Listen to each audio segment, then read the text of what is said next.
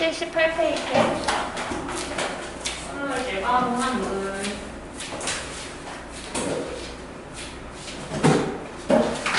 너무 당연한 것도 말할 건데, 물질은 뭐로 나눌 수 있다? 두 가지로 나눌 수 있다. 물질 분류 먼저 할게요. 물질은 두 가지로 나눌 수 있는데, 순물질하고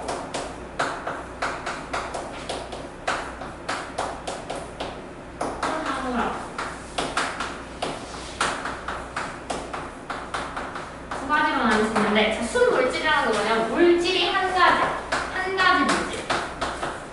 한 가지 물질로 이루어진 게 순물질이다.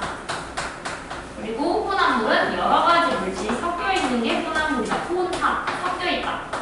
여러 가지 물질이 섞여 있으면 혼합물이다. 자, 그래서 자, 혼합물의 대표적인 예시, 예를 들어서 뭐가 있겠어? 소금물. 소금하고 물하고 같이 섞여 있잖아. 그지? 그래서 두 가지 물질이 섞여 있는 게 소금물이 되겠고요. 그러면은 소금 따로, 물 따로는 각각의 그렇지, 순물질이 있죠. 소금, 물 따로따로 보면은 순물질이다 라고 보시면 되겠죠. 그 다음에 순물질도 또 두 가지로 나눌 수 있어. 어떻게 나눌 수 있냐면, 순물질은 물질이 한 가지라고 했잖아. 화학식으로 표현이 가능하거든요.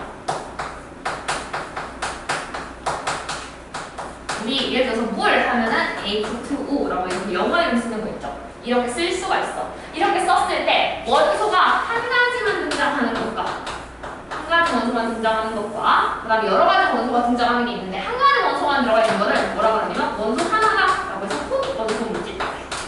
원소 하나만 등장해요. 풋 원소 물질. 그럼 원소가 여러 개 등장했습니다. 이거 뭐라고 그러냐면 화합물이라고 해요. 혼합물이 아니야. 화합물이야. 이걸 헷갈리면 안 돼요. 화합물이라고 한다 라는 것까지. 오케이? 그래서 잠깐 문제 안에 넣을게. H2O는 포도전 물질일까 화합물일까? 화합물이겠지. 수소랑 산소로 원소 두 가지로 이루어진 거죠. 오케이. 자, 그럼 혼합물이 이제 두 가지로 나눠볼게. 혼합물은 섞여있긴 섞여있는데 균일하게 섞여있는 것과 고르게 균일하게 섞여있는 것과 그 다음에 균일하지 않게 섞여있는 것 두 가지로 나눌 수 있어요. 예를 들어서 한번 예시를 한번 들어볼게. 균일 혼합물은 내가 소금물을 이렇게 다 녹였어. 소금을 다 녹이면 어디를 찍어 먹어도 똑같이 짜겠지. 그지? 어디가 더 짜고 어디가 덜 짜고 그런 부분 없잖아, 소금물은. 그런데 소금물이 아니라 흙탕물 한번 볼게. 자, 우리 흙탕물 보면은 되게 그 흙하고 물하고 섞여 있잖아. 그지? 근데 가만히 있으면 흙이 아래로 깔아앉죠. 그러면은 고르게 섞여 있는 게 아니겠지. 흙이 아래에 좀 더 많고 물은 위에 좀 더 많고. 그래서 불균일하게 섞여 있는 게 불균일 혼합물. 균일하게 섞여 있으면 균일 혼합물이라고 합니다. 여기까지 보고 오케이? 오케이. 그러면 예시들 한번 볼게요. 자, 우리 78페이지에 표가 나와 있거든요. 폿 원소 물질의 예시라고 해가지고 구리, 금, 알루미늄, 산소, 흑연 등이 있는데요. 자, 우리 원소기호로 한번 써볼게. 구리 어떻게 쓰죠? CU. 그 다음 금은요? 오케이, AU라고 쓰죠. 그 다음에 알루미늄은? AL. 그 다음에 산소는? O. 하면 원소고 산소 분자, 산소 기체라고 하면 O2. 흑연은요? C. 산소 그 자체. 산소만 있는 게 흑연이 되겠습니다. 이렇게 우리 원소기호로 다 쓸 수 있다는 거. 화합물의 예시 한번 볼게요. 자, 물 한번 볼게요. 물 어떻게 쓰지? H2O 하면 되겠죠. 그럼 소금 한번 해볼까? 소금 어떻게 쓰지? 소금은 5글자로 염화나트륨이라고 해요. 어떻게 쓰지? 염화나트륨. NA. 그래서 NA가 등장하는 거 맞아. 나트륨이니까. 그다음에 염화. CL. NaCl. 됐죠? 그 다음에 설탕은요. 설탕은 여러분 처음 보셨을 텐데요. 이렇게 생긴 거는 안 해도 돼요. 그냥 너무 신기하게 생긴 게 있다. 뭐로 이러니까 탄소, 수소, 산소가 굉장히 많이 모여있네 라는 정도만 알고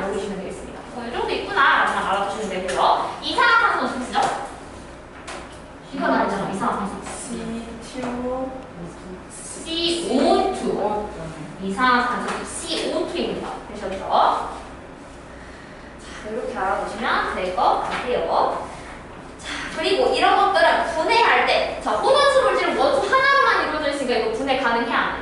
아, 네, 이거 그 자체야. 원소는 더 이상 쪼갤 수 없으니까. 근데 화합물은 분해가 가능하지. 어떤 방법으로? 화학적인 방법으로. 뭐예요? 우리 물 분해했을 때 수소랑 산소도 나왔던 거 기억나? 전기 이렇게 해가지고 전기 분해. 그런 것처럼 화학적인 방법으로 분해가 가능하다라고 보시면 되겠습니다. 자, 혼합물도 예시 한번 볼게요. 79페이지에 표가 나와요. 79페이지에 우리 표가 나와 있고 그 밑에 예시가 나와 있거든요. 한번 읽어보겠습니다. 균일 혼합물은 식초, 공기, 설탕물, 소금물, 합금. 합금도야. 합금은 예를 들어서 뭐 우리 스테인리스 같은 거 있죠. 스테인리스도 그냥 금속을 어느 광석에 스테인리스 캐야지 라고 하는 게 아니라 알루미늄 금속도 내리고 오고 구리도 금속도가 내리고 오고 철도 내리고 하고 막 섞어가지고 만든 게 합금이에요. 그런 거에 대표적인 스테인리스예요.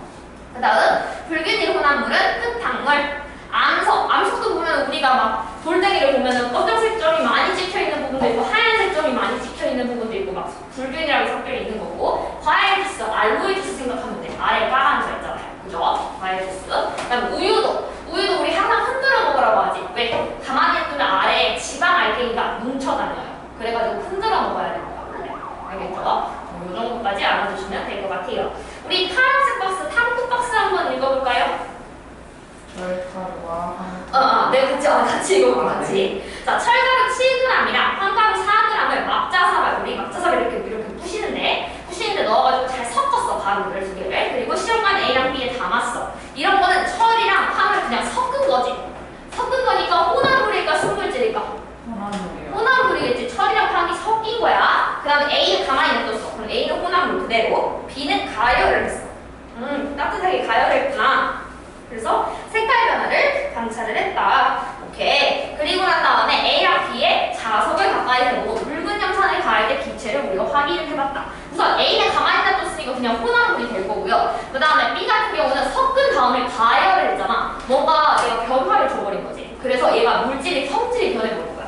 철이랑 황이랑 둘 다 그냥 섞여있는, 철 따로 황 따로 이렇게 있던 게 막 갑자기 둘이 결합을 해버리는 거지. 우리 가열을 했을 때. 그래가지고 우리 가열하면 뭐가 나오냐면 황화철이라는 새로운 물질이 나와요. 황화철이라는 새로운, 이건 뭐겠어? 화합물이 됩니다. 황화철이라는 화합물이 돼요. 철이라는 원소와 황이라는 원소를 둘 다 가지는 이름으로 쓰자면 영어로 이렇게 생긴 황화철이 만들어집니다.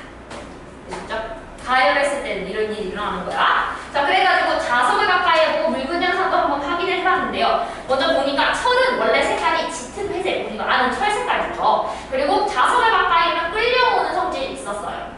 그런데 황가루는 노란색이었고 끌려오진 않았어, 자석에. 근데 시험관 A랑 B를 섞으면 철가루, 황가루니까 사실 철가루, 황가루가 섞어놓으면 자석을 가까이 했어. 그럼 철가루만 따라오겠잖아. 그래서 철가루가 끌려온다라고 우리 결과에 보이시죠? 그런데 둘이 섞어가지고 가열을 해서 황화철이라는 새로운 물질을 만들어버리면 색깔도 우선 바뀌었어. 짙은 회색이랑 노란색이 섞인 가열이 아니라 아예 까만색, 흑갈색이라는 색깔이 더 진하게 만들어지고요. 그 다음에 자석을 가까이 했을 때 끌려오지도 않아. 분명 철이 들어가 있는데 그래도 안 끌려와. 새로운 물질이 되어버렸기 때문에. 그죠? 자, 그리고 묽은 염산을 가할 때도 철은요 수소기체가 발생하고 황은 안 발생했어. 근데 철이랑 황이랑 그냥 섞었을 때는 당연히 수소기체가 그냥 철이랑 만났으니까 당연히 발생을 하는데 시험관 B에서 황화철에다가 내가 묽은 염산을 부으면 신기한 기체 황화수소라는 새로운 기체가 발생을 한다. 전혀 다른 물질이 우리는 만들어지는구나. 두 원소가 합해지면 이게 알겠죠. 대표적인 거 봐봐. 수소랑 산소랑 수소 따로 산소 따로 다 다른 성질을 가지고 있잖아. 예를 들어서 수소 같은 경우는 불씨를 내면 펑 하는 소리를 가지는 그런 성질을 가지고 있고, 산소는 꺼진 불씨를 넣으면 타오르는 성질을 가지고 있어. 그런데 그게 둘이 결합해가지고 물이 만들어졌어. 물에다가 불 집어넣으면 어떻게 돼? 꺼지잖아요. 완전 새로운 성질을 가지게 되지. 오케이?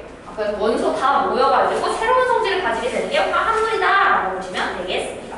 자, 넘겨가지고 80페이지 볼게요. 80페이지.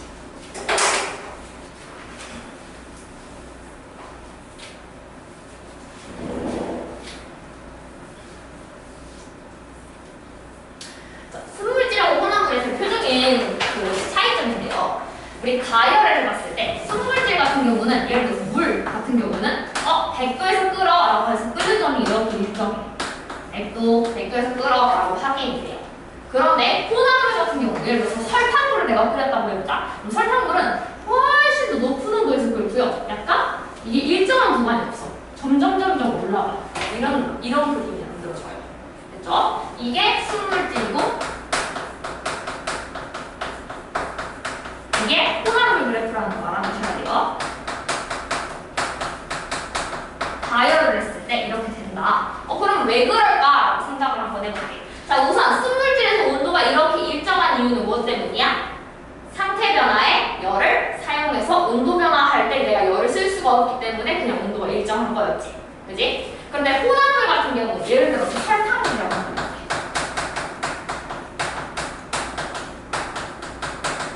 순물질은 물이라고 합니다.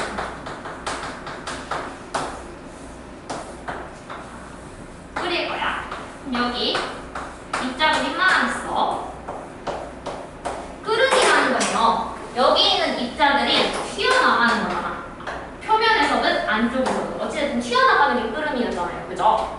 그런데 내가 가열을 해주면 얘네들이 너무 활발해가지고 안쪽에 있는 얘랑 바깥쪽에 있는 얘랑 둘 다 튀어나가는 게 끓음이었어. 그런데요, 내가 혼합물일 때는 자, 물 지금 흰색이 다 물이란 말이야. 근데 설탕물이 되면은 여기 이제 사이사이에 설탕 입자가 끼기 시작하죠. 설탕 입자들이 중간중간 이렇게 끼기 시작해. 설탕 입자들이 이렇게 파란색으로 표시를 했어. 이런 거 설탕 입자들이야. 자, 설탕 입자들이 이렇게 있으면 어떤 일이 일어나냐면 자, 우리 물하고 설탕 중에서 누가 더 먼저 끓일 것 같아?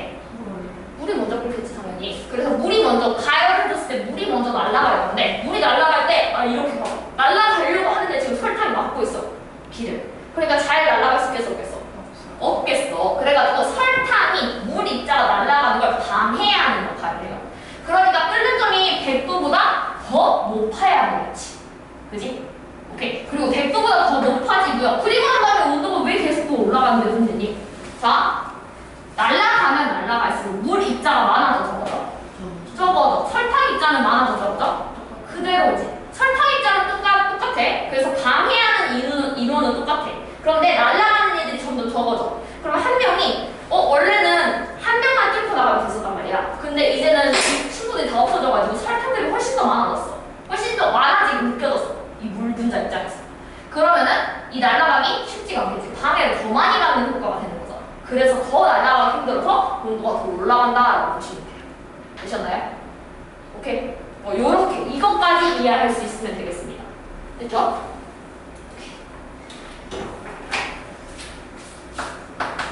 중요한 거.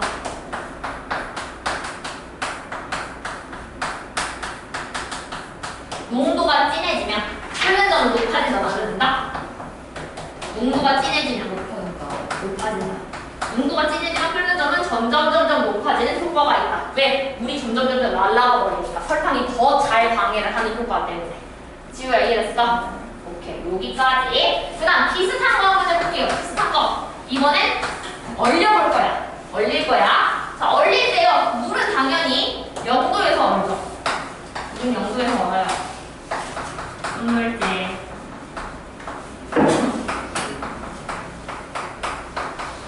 근데 혼합물 볼게요. 혼합물은 더 밑에서 훨씬 더 얼어요. 훨씬 더 밑에서 얼어.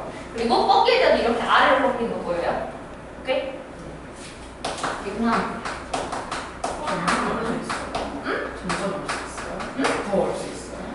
점점점 밑에서 오는 거야. 어느 점이 점점점 낮아지는 거야. 그래프의 의미가. 혼합물. 이 그래프는 설탕물. 이거 똑같아. 얼다는 얘기는 물 분자만 이렇게 샥 모이는 거잖아. 물 분자가 샥 모여가지고 단단하게 입체적으로 고체로 만드는 게 결국에는 원다는 뜻이잖아요. 그런데 내가 물만 모여! 라고 하는데 주변에 있는 이 파란색이 자꾸 가까이 다가와가지고 물만 모일 수 없게 자꾸 방해를 한단 말이야. 그지? 그래서 점점 어느 걸 방해하는 역할이에요. 됐죠? 그렇기 때문에 이 설탕이라는 아이가 있으면은 농도가 진해지면은 어느 점은 낮아진다 라는 것까지. 물만 샥 모일 수가 없다. 방해꾼이 있으니까.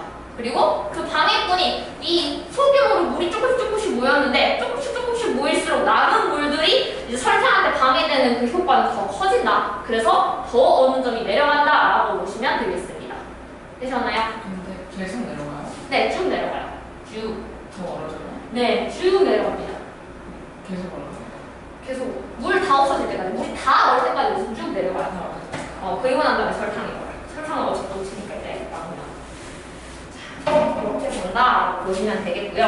자, 이런 거, 이 그래프 보고 누가 숯불질인지 누가 혼합물인지 알아볼 수 있겠죠. 오케이? 이것만 알아두시면 되겠습니다. 자, 그 다음은 비슷한 거는 해볼게. 지금 혼합물에서 내가 설탕물, 소금물, 예를 들어서 소금하고 물 섞은 거, 설탕하고 물 섞은 거, 즉 고체랑 액체 섞은 걸 얘기했었잖아. 고체랑 액체 섞은 거 말고 액체랑 액체랑 섞은 거 한번 해볼게. 액체랑 액체랑 섞은 거 대표적인 뭐가 있냐? 물하고 에탄올하고 들어갔죠. 물하고 에탄올. 물하고 에탄올 섞은 거 한번 해볼게. 자, 물하고 에탄올 섞은 거 대표적인 게 우리 실생활에서 볼 수 있어. 소주. 소주가 물하고 에탄올 섞은 거예요. 됐죠? 자, 그러면 걔는 어떻게 되나? 자, 먼저 산화의 공식이 있어야 되는데. 자, 물은 끓는 점은 몇 도? 100도. 그 다음에 에탄올은 몇 도에서 끓냐면 약 78도에서 끓여요. 약 78도. 오케이? 약 78도에서 끓어갈 것 같아요. 그러면은 이제 한번 얘기를 한번 해볼게요. 자, 온도가 쭉 올라갈 거야. 물하고 에탄올 섞어가지고 쭉 가열을 했어. 그러다가 자, 누가 먼저 끓어? 에탄올이 먼저 끓겠지. 그래서 일정 구간이 나오다가 에탄올이 다 날아가 버렸어. 그러면 이제 드디어 물밖에 안 남았으니까 이제 물이 좀 온도 올라갔다가 물이 또 온도가 일정하게 이렇게 그래프가 그려지는 거죠. 그러면 첫 번째, 이 두 번째 구간에서는요. 이 두 번째 구간에서 에탄올이 기화하는 거지. 에탄올이 기화하는 중, 에탄올이 끓는 중인 거죠. 그 다음에 세 번째 구간에서는 물이 온도가 올라가는 중이고 네 번째 구간에서 물이 기화하는 거지. 여기까지 됐어? 오케이? 그럼 물이 기화하는, 물이 끄는 이 온도는 몇 도일까? 100도라고 말하면 되겠죠. 자, 에탄올이 기화하는 이 온도는 자, 78도라고 쓰면 참 좋겠지만 78도보다 약간 더 높아요. 약간 더 높아. 왜 그럴까? 생각해보면. 에탄올을 끓는 온도 같이 끓는 점이 78도라면서요. 근데 왜 물하고 에탄올하고 섞었을 때 에탄올이 먼저 나오는데 에탄올이 먼저 나올 때 왜 78도가 아니라 78도보다 약간 높단 말이에요. 그렇지! 물이 방해하는 거야. 물이 같이 있으니까 에탄올이 먼저 날아가려고 하는데 에탄올이 물 때문에 잘 못 나가는 애들 있잖아. 그래서 약간 더 온도가 높아요. 그거 살짝 디테일 좀 알아두도록 합시다. 오케이? 이것만 알아두시면 되겠습니다. 그 다음 마지막. 우리는 고체랑 액체랑 섞은 거 있고 액체랑 액체랑 섞은 거 있으니까 고체랑 섞은 거 대표적인 거 두 글자로 합금 같은 거 있었죠. 합금. 그런 거 한번 해볼게요. 81페이지 나와 있거든요. 81페이지 그래프 나와 있습니다. 이름이 좀 옛날 이름이죠. 좀 여러분이 잘 안 들어봤을 것 같은데 나프탈렌은 들어봤고요. 나프탈렌. 그리고 파라바이크로펜.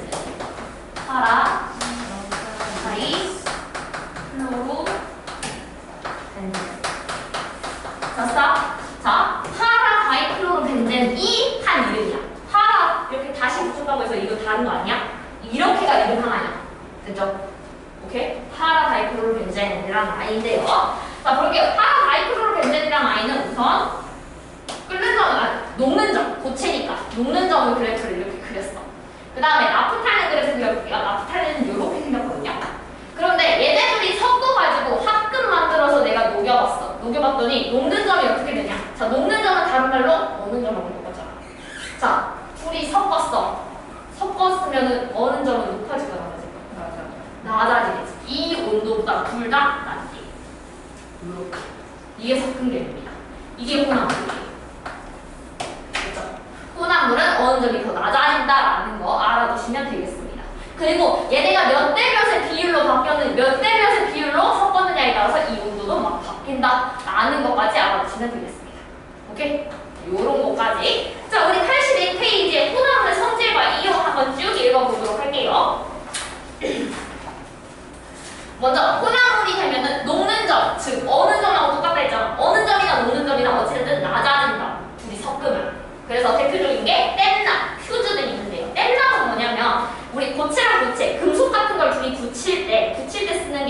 사이에다가 이렇게 그 금속을 얇은 금속을 하나 대고 그다음 불을 샥 붙인단 말이야. 그럼 그 금속이 순식간에 녹아가지고 이걸 두 개를 붙일 수 있게 돼요. 그게 바로 땜납입니다. 땜납은 납과 주석 둘이를 혼합시킨 걸로 납도 326도로 녹는 점인데 주석은 232도로 녹는 점인데 둘이 섞으면 뭐가 된다? 땜납은 녹는 점이 183도로 확 낮아진다. 끓는 점이랑 비슷한 내용이에요. 끓는 점이랑 비슷한 내용이에요. 끓는 점이랑 비슷해. 끓는 점은 섞으면은 올라간다 했잖아. 그리고 섞으면은 녹는 점은 낮아진다고 했지. 그래서 낮아지면 녹는 점 낮아지는 거잖아요. 326하고 232 둘이 섞어가지고 그보다 위가 아니라 그보다 아래인 183으로 낮아졌어요. 건 어는 게 아니잖아요. 녹는 거랑 어는 거랑은 녹는 점이랑 어는 점은 같다고 했었잖아. 됐었죠? 자, 퓨즈 볼게요. 퓨즈는 뭐냐면 우리 전기 회로에서요. 갑자기 다리미 같은 게 있어. 다리미 같은 게 있는데 온도가 너무 높아져.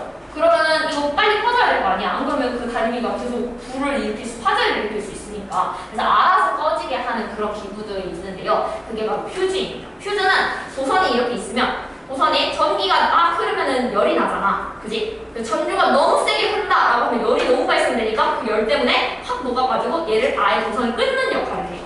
그게 바로 퓨즈입니다. 퓨즈. 퓨즈는 뭐 납, 안티모니, 주석 처음 들어보는 아이도 있을 테지만 뭐 하여튼 그런 금속들이 있는데 섞으면은 훨씬 더 녹는 점이 낮아진다. 그래서 전류가 너무 세게 흐른다. 과전류가 흐르면 녹아서 끊어진다라는 거 알아주시면 되고요. 어느 점 낮아지는 성질? 염화칼슘 밑줄. 자, 염화칼슘은요. 염화칼슘.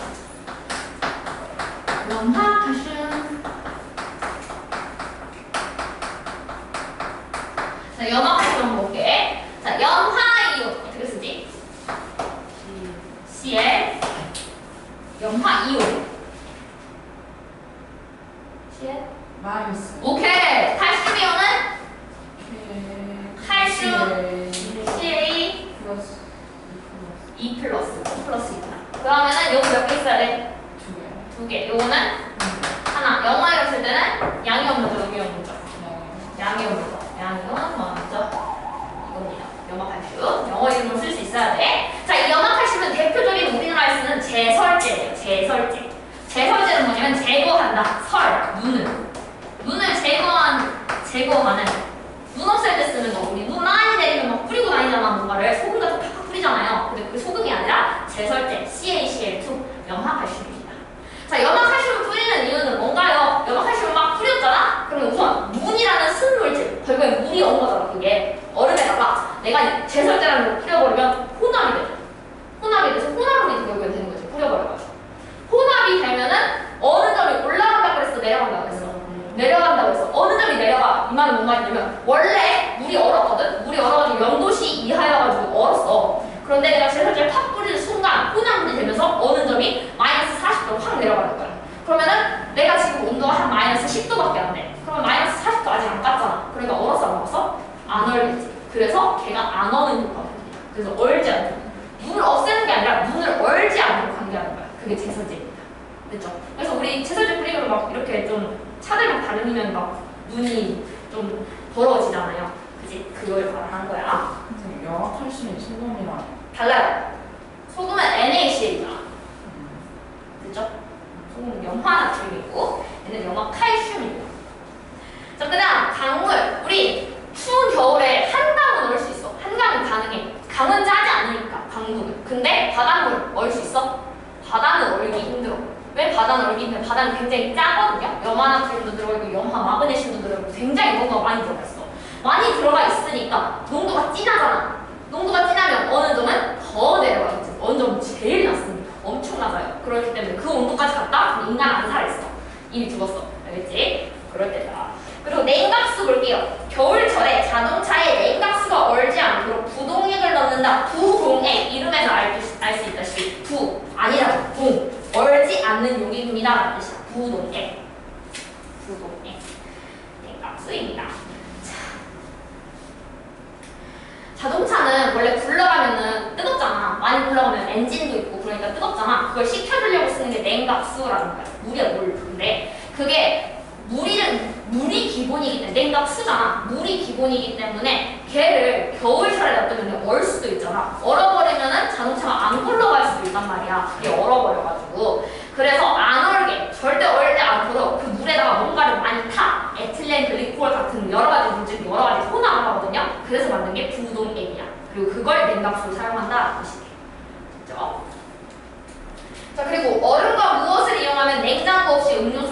있다. 여름이 있나요? 여름이. 얼음이랑 또 소금. 얼음에다 소금 탁탁 뿌리면 온도가 훨씬 더 내려간다고 했었죠. 왜? 마치 영하 80이랑 비슷해. 영하 80 대신에 소금 집어넣은 거야. 됐죠? 그것만 알아두시면 되겠습니다. 그 다음 끓는 점이 높아지는 성질. 혼합하면은 끓는 점은 높아진다고 그랬어. 예를 들어서 된장찌개는요, 물보다 훨씬 더 높은 온도에서 그래서 100도 이상에서 끓어야겠지. 당연히 된장찌개는 짜니까요. 그렇죠? 그 다음 달걀 삶을 때도 물에 소금을 먼저 넣고 삶는다. 라면 스프도 스프를 먼저 넣고 물을 끓인다. 그지? 왜? 라면 끓일 때 원래 스프를 먼저 끓는 게 약간 이득이야. 왠지 알려줄게. 자, 스프를 먼저 넣어. 혼합물이 됐지? 혼합물이 되면은 물이 원래 100도에서 끓는데 얘는 100도보다 높은 온도에서 끓일 거야. 그리고 난 다음에 끓고 난 다음에 우리 면을 집어넣잖아. 그러면 원래는 물 끓고 난 다음에 면을 집어넣으면 면이 100도에 있는 거야. 100도. 근데 그 스프를 넣은 물에다가 스프가 넣은 물이 끓은 상태에서 내가 면을 넣어버리자. 그럼 100도 이상에서 끓는 거야. 한 130도 이런 때에 면을 넣어버리기 때문에 면이 훨씬 더 잘 익어요. 훨씬 더 잘 익어. 그런 이유가 있다라고 보시면 되겠습니다. 마지막 금속의 성질 변화. 스테인리스상 얘기했었죠. 철, 크롬, 니켈 섞은 거는 철보다 녹슬지 않습니다. 그래서 우리 주방기구에 많이 사용하죠. 아셨죠? 섞으면 뭔가 성질이 변하는구나. 금에다가 구리를 섞은 14K나 18K. 우리 순금 말고요. 순금 말고 거기다 구리 좀 섞어가지고 구리를 많이 섞으면 14K라고 조금 섞으면 18K라고 하거든요. 근데 그런 아이들은 섞어버리면 단단해져. 원래는 진짜 순금은 만져가지고 살짝 누르면은 좀 밑으로 내려가요. 금이 생각보다 물러. 그래가지고 이게 우리가 되게 예쁘고 순금이 되게 비싸지. 근데 비싸긴 한데 우리가 귀걸이를 만들었어. 그런데 조금 내가 힘을 줘가지고 눌러버렸던 거야. 그러면 모양이 변해버린 거잖아. 그러면 단단하지 않잖아요. 그래서 비싼 순금인데 우리가 잘 쓰지 않고요. 원래 장신구 같은 거, 귀걸이 같은 거는 귀걸이 같은 거 조금 더 단단하게 둘이 섞어가지고 18K, 24K 아니라 18K나 14K 정도 사용한다라는 것만 알아주시면 되겠습니다. 좀 더 단단하게. 그래서 순금은 잘못해서 우리가 누르면은 모양이 변화가 될 수 있기 때문에 라고만 알아두시면 돼요. 알루미늄, 구리, 마그네슘 이렇게 3개 섞은 건데요. 비행기 재료를 많이 사용해요. 얘는 되게 가볍고 단단해요. 알루미늄이 은근히 가볍잖아요. 알루미늄 호일 쓸 때. 그래서 섞으면은 뭔가 가볍기도 하면서 단단하기도 한 성질이 되는구나 라고 알아주시면 되겠습니다. 넘어갈게요.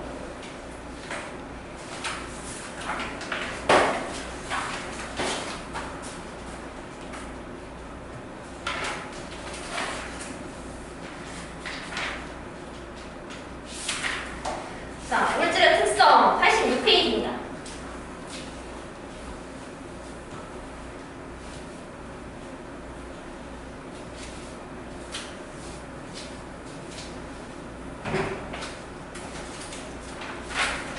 자, 물질 특성에서 크기 성질이랑 세기 성질부터 먼저 얘기를 해야 되는데 크기 성질이랑 세기 성질을 나누는 기준은 뭐냐면 양하고 관계가 있는지 없는지야.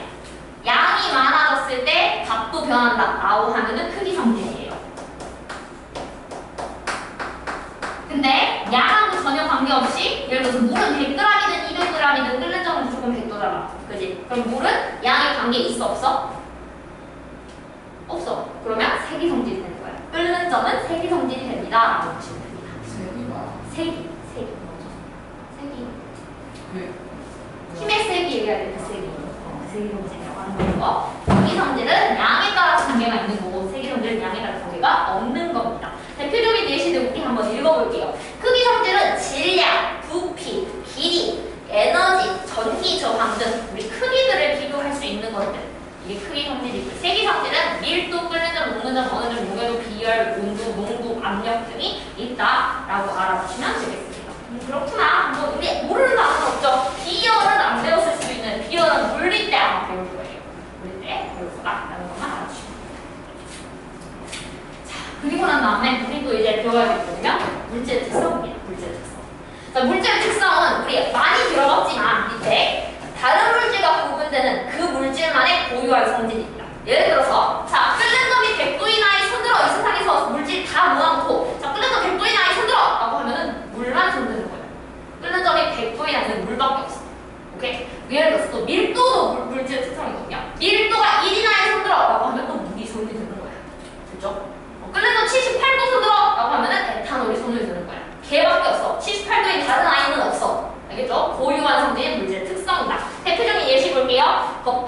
겉보기에 녹는 점, 어는 점, 끓는 점 이용해도 밀도 등이 있습니다. 보시면 되겠습니다. 겉보기 성질은 뭔데요? 겉으로 봤을 때 우리 구분할 수 있는 거. 맨 처음에 색깔, 맛, 냄새, 촉감, 굵기 이런 것들, 결정, 모양 이런 것들이 겉보기 성질. 거기는 딱 한 개만 있는 그건데 또 오는 것처럼 아, 막 바뀔 수 있잖아요.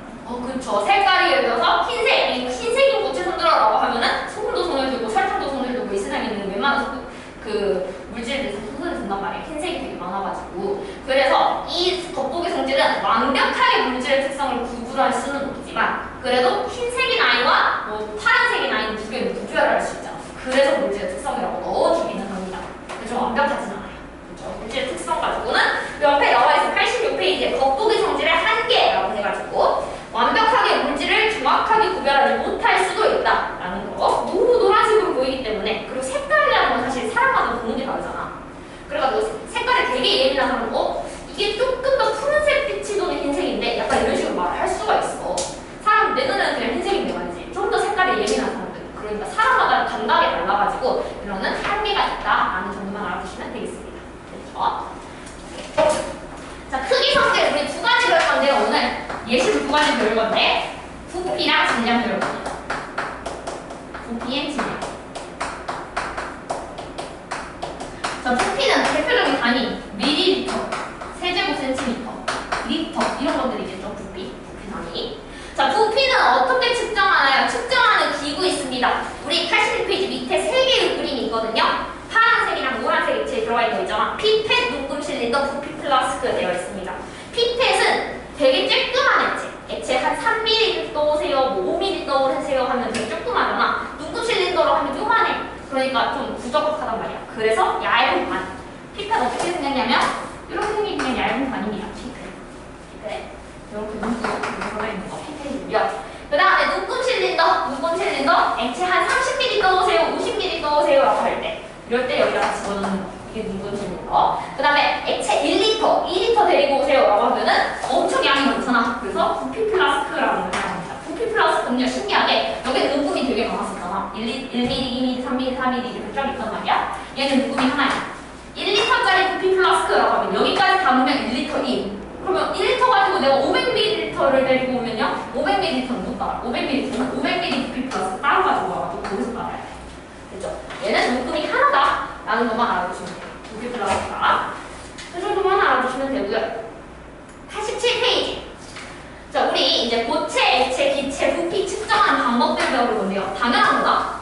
자, 이렇게 생긴 게 있어. 이렇게 생긴 각설상이 있습니다. 부피 한번 측정해 볼래? 2, 3, 2라고 하면 이 부피 얼마다?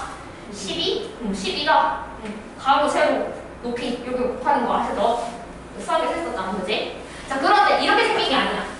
이렇게 생겼어. 약간 슬라임처럼. 야, 부피 뭐하래? 어떻게 구할 거야? 자, 잘 생각해봐야지. 우리는 뭐 생각해야 되냐? 아르키메데스 기억나죠?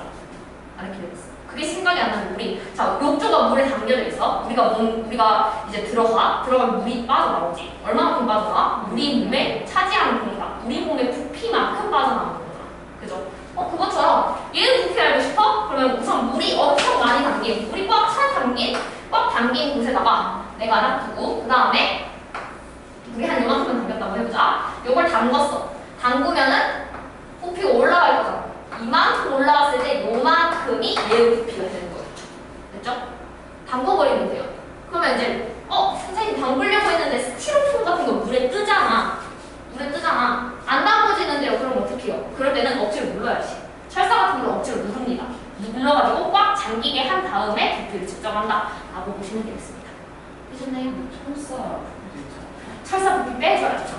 철사 부피 같은 거. 아주 철사도 엄청 얇게 해야 되고요. 그 다음에 철사 부피는 웬만하면 빼줄 수 있으면 빼줘야 됩니다. 그렇죠? 그 다음 기체, 액체 물질은 간단하죠. 액체는 그냥 이런 거, 피펫, 녹음 실린더, 부피 플라스크 이런 걸로 그냥 측정하면 돼요. 부어가지고 측정하면 된다. 그 다음 기체 같은 경우는 어떻게 하나요? 기체 같은 경우는 이 정도가, 자, 내가 용기가 이렇게 있어. 자, 요만큼 기체의 부피 구하고 싶어. 얼마니? 라고 하면 여기다 물 담아보면 돼요. 물 부피 얼마인가? 그렇죠? 여기에 공간 자체 부피가 얼마인지 궁금한 거니까. 기체가 여기 꽉 차 있을 거 아니에요. 그렇죠? 그래서 기체 부피는 별게 아니다 라고 보시면 되겠습니다. 자, 우리 87페이지에 밑에 플러스 노트에 한번 눈금 실린더 있는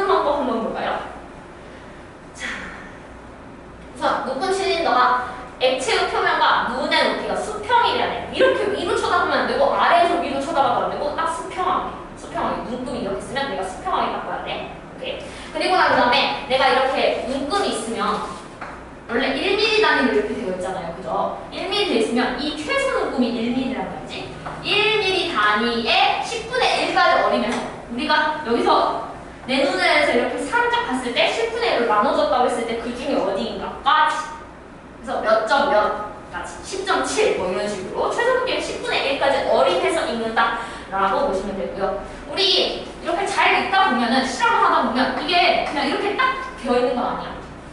어떤 거 보면 이런 식으로 물 같은 게 대표적이거든요. 우리 대표적으로 이런 식으로 되어 있어. 그러면 여기 녹음을 읽어야 돼, 이 밑에 있는 녹음을 읽어야 돼 라고 했을 때 어디를 읽어야 된다? 아래 부분을 읽어야 된다. 그런데 이런 게 아니라 만약에 이번 모양이 이렇게 생겼어. 이렇게 생긴 애들 있어. 수은 같은 애들. 그런 애들 어디 읽어야 되냐? 여기 볼로 올라오고 여기 위에 부분을 읽어야 된다. 볼로 올라올 때, 웅 내려갈 때. 곡선이 있는 부분을 읽어야 된다라고 읽으시면 되겠습니다. 되셨죠? 그 다음 밑에 질량입니다. 자, 질량은 변하나 안 변하나? 안 변한다. 지구에서 쟤는 달에서 쟤는 내 몸무게 60kg다. 이거는 변하나 안 변한다? 안 변한다. 이렇게 질량은 변하지 않습니다. 질량은 절대 변하는 게 아니야. 근데 무게는요?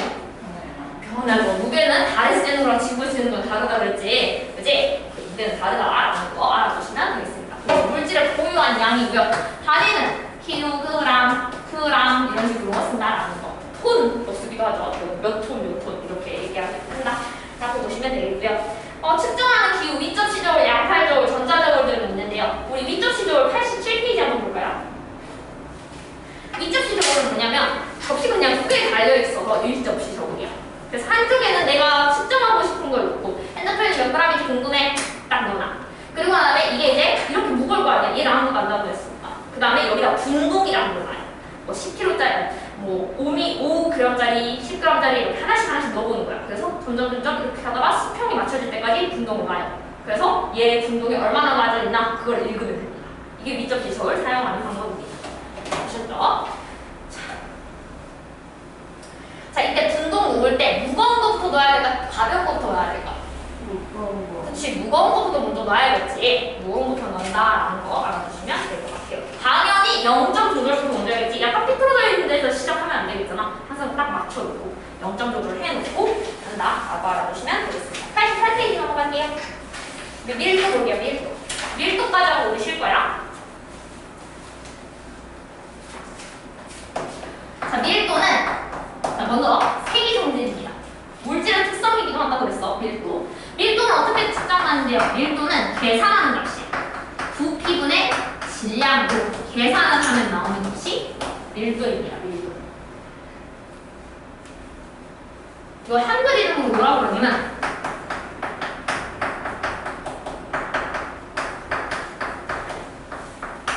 단위 부피가 질량이라고 부르는데요. 단위 땡땡당 할 때 이 땡땡, 이 땡땡이 항상 밑에 분모로 들어간다. 단위 땡땡 할 때 단위 밑에 단위 옆에 들어가는 말이 항상 분모다라는 거 알아주시면 되겠습니다. 단위 부피랑 질량. 자, 그래서 우리 밀도 같은 거 그래프를 그려보시면 그래프가 어떤 식으로 나오는데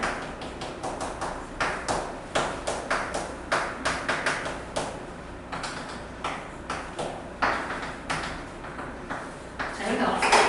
부피가 4mm일 때 질량이 8g 있어. 8g 질량. 그래서 3mm. 이때 얘의 밀도는 얼마인가요? 라고 물어봤어.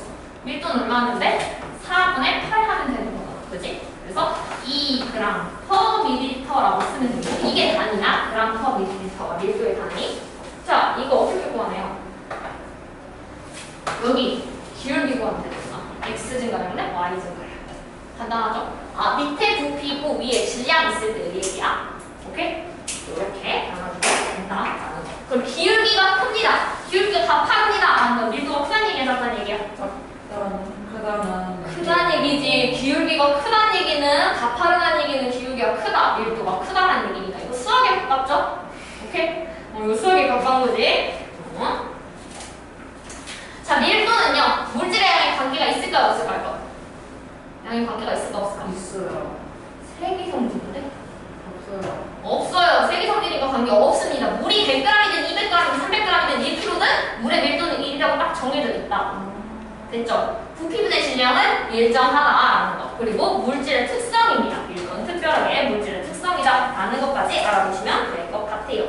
자, 옆에 밑에 88페이지에 우리 밀도에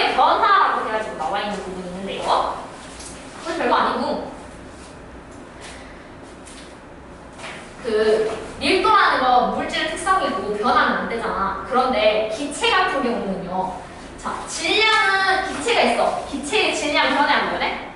안 그래. 안 변해. 근데 기체의 부피는 변할 수도 있지. 온도랑 압력에 따라서. 그지? 그래서 온도랑 압력에 그 밀도를 구해줄 때는 딱 정해져야 된다라는 얘기를 하고 있는 거예요. 됐죠? 온도와 압력에 의해서 변화되는 거. 특히 기체의 밀도는 온도와 압력이 되게 많이 영향을 주기 때문에 함께 나타내야 된다라는 거. 한번 볼게요. 예를 들어서 온도가 올라갔어. 온도가 올라갔으면 부피 커져야 되거든요. 기체는 부피 커져요. 그러면요 밀도는 커질까요? 작아질까요? 작아져요. 온도가 높아지면 부피가 커지고 밀도가 작아지는 거야. 그래서 우리 다시 생각해볼까? 우리 그 열기구 있잖아요. 열기 풍선. 에어블로 있잖아. 오케이? 자, 근데 그거를 불을 막 떼지. 불을 막 떼. 올라가려고. 불을 막 떼면 다열하는 거잖아.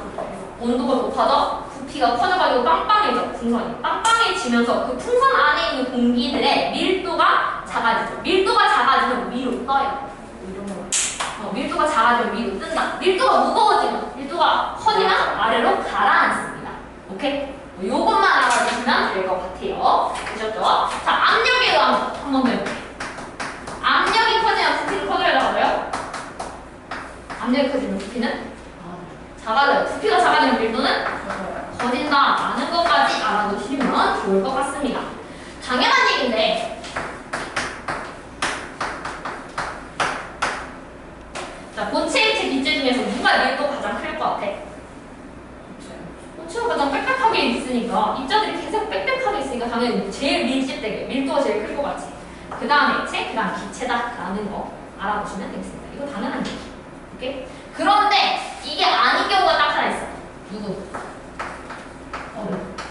자, 얼음하고 물을 딱 해줘볼게요. 얼음물. 우리 얼음물을 보면 얼음이 위에 떠 아래에 가라앉아. 위에 떠. 위에 떠다는 얘기는 밀도가 크다는 얘기야, 적다는 얘기야. 작다는 얘기. 얼음이 밀도가 작습니다. 그 다음에 수증기가 제일 밀도가 작죠. 수증기. 기체니까. 되셨나요? 이런 것까지 알아두시면 될 것 같습니다. 마지막으로 89페이지에 밀도에 관련된 현상의 예시 보겠습니다. 자, 사해에서는 사람이 물에 뜬다. 사해에서는 왜 사해는 굉장히 짠 소금물이야. 소금물이어서 굉장히 짜가지고 소금이 많이 들어가기 때문에 물이 원래 밀도가 1인데 소금이 많이 들어가면 밀도가 높아지죠. 소금이 많이 들어갔으니까 그만큼 많이 들어가서 사람보다 밀도가 더 커져가지고 물이 더 아래에 있고 사람이 위에 뜨게 되는 거예요. 되셨나요? 사람이 가벼워진 거야. 오케이. 그다음 헬륨이 든 풍선은 위로 올라간다. 왜? 헬륨은 밀도가 작기 때문에 위로 뜬다. 밀도가 작은 게 위로 뜬다. 드라이 아이스는요. 우리 드라이 아이스 사용하면은 이산화탄소 막 나오지. 이산화탄소 막 나오면 흰 연기도 막 생기죠. 이때 이산화탄소는요. 일반 있는 우리 공기보다 무거울 거 가벼워. 이산화탄소. 무거워요. 이산화탄소 무거운 기체야. 그래서 아래에 깔려 있는 겁니다. 그래서 우리 드라이스를 막 뿌리면 드라이스를 막 위로 치솟아 올리면 아래에 잔잔하게 깔리잖아. 무거워서. 공기보다 무거워서 아래에 깔리는 겁니다. 가스 분출 경보기를 설치할 때 LNG 같은 경우 메테인하고 되어 있는 거 있잖아요. 메테인 우리 화학식 쓸 수 있지? 어떻게 쓰지? 메테인. H. H가 들리네. H가 들어가네. C. 2, 3, 4. 2, 3, 4. 다 나오네. CH4 메테인이라 됐죠. 자, 얘는 굉장히 가벼운 아이예요. 가벼운 아이. 공기보다 가벼워. 공기보다 가벼워가지고 자, 이 가스가 만약에 누출됐어. 누출이 되면은 빨리 가스가 누출되면은 누출이 됐는지 왜냐면 불이 붙어버리면 이제 폭발하잖아요. 짬뽕이 집처럼. 그지? 그러니까 가스가 이렇게 막 있으면 그게 빨리 누출됐다고 경고를 울려줘야 돼. 이때 얘는 누출되면 위에 뜰까 아래로 깔아줄까? 가벼워요. 위로 뜨겠지. 그럼 누출 경보기는 위에 있어야 될까? 아래에 있어야 될까? 위에 있어야겠지. 그래서 LNG, 가스 누출 경보기는 LNG는 천장이 가깝고 근데 액화석유가스, LPG 가스 있죠? 이거는 프로페인, 뷰테인 같은 걸로 사용하는데 메테인보다 훨씬 더 무겁다고 생각하면 돼. 무거운 얘들은 아래 깔아앉는다 그랬지? 그래서 아래쪽, 바닥에 가깝게 설치한다. 자, 에어컨 볼게요. 당연한 건데 자, 우리 찬 공기랑 뜨거운 공기가 있어. 찬 공기를 위로 하고 싶어 해? 아래로 하고 싶어 해? 아래. 뜨거운 공기는 위로 하고 싶어 해. 그러니까요, 에어컨이 아래에 서 있으면 에어컨이 바닥에 붙어 있어. 그럼 그러면은 바닥부터 차가워지는 거야. 그러면 온 공기가 다 차가워지긴 힘들겠지. 그지? 근데 위에 떠 있어야지 찬공기가 아래로 내려오면서 공기가 한 바퀴 돌 거 아니야. 그지? 공기가 한 바퀴 돌 수 있게끔 한다라는 거. 그게 바로 밀도에 관련된 현상입니다. 그다음 열기구 얘기는 했었죠? 창공기가 밀도하고 서서. 그죠? 밀도가 크니까 아래로 가는 거야. 온도가 낮잖아. 그치? 보시면 되겠습니다. 여기까지 하고 쉬었다가 94페이지 해보도록 할게요. 10분 쉽시다. 에어컨 꺼도 돼요? 에어컨이요? 네.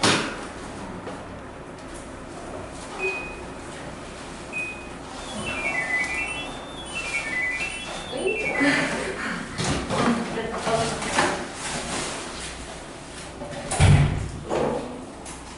안녕.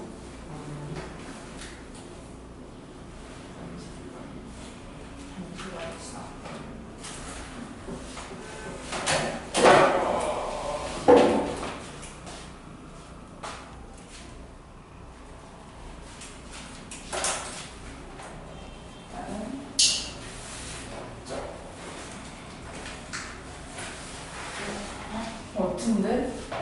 뭐요?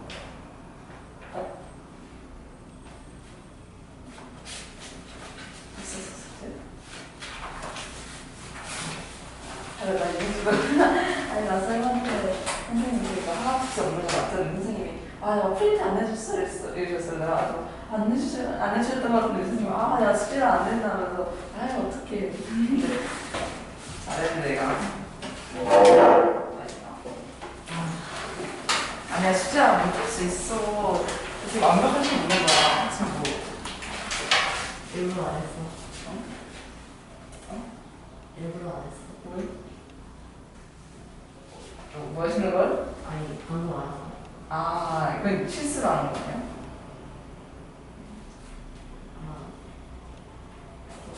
이거 있었나요? 이거 별로 나온 것 같아. 이거를 어떻게 만들 수 없을 거야.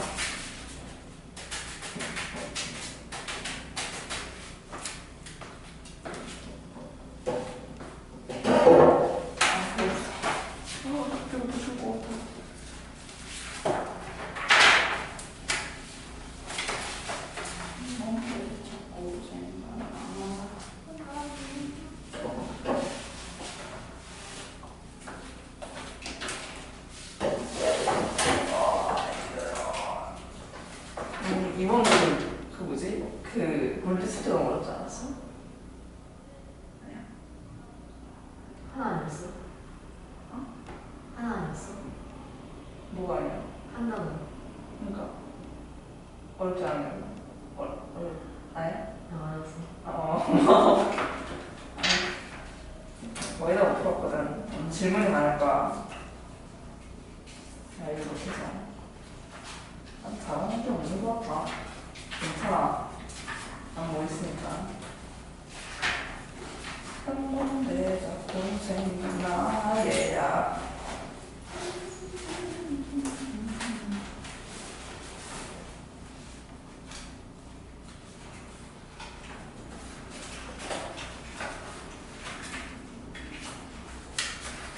두 사람 아니야? 에너지 전환이랑 역학적 에너지 전환 같은 좀. 네. 네가 전환하나? 그럴 수, 이거 나오지 않았어? 이거 선생님이. 해? 해야겠다. 하지 마. 왜 숙제를 하는 게 아니야, 왜? 점점 불량해지는 실시. 괜찮아, 그랬어. 나가. 이제. 나는 타중이야. 많았네. 아니야, 야, 내 인생은 망하지. 나 스킨 내려가서 이러거든. 숙제 하는 제대로 안 해. 어려워서. 그게 싫거든. 차라리 손이 가. 수업도 없잖아.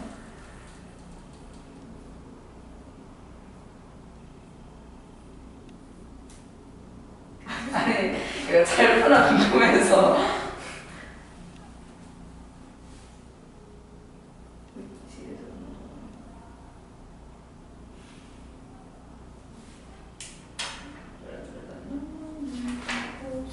어디까지 풀었어? 나는 그 워크북 부분 풀었는데 모르는 게 너무 많아서 모르는 게 더 많은 것 같고 이건 못 풀었어.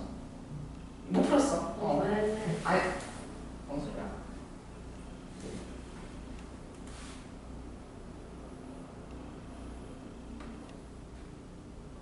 그럼 그 단어는 그것도 안 푸는 거네.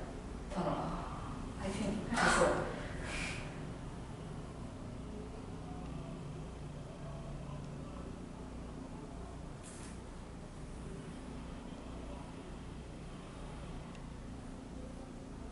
근데 역학적 에너지 구하는 공식이 있었나? 없었지. 네, 미치 에너지 플러스 운동 에너지. 모두 있는 것 같아.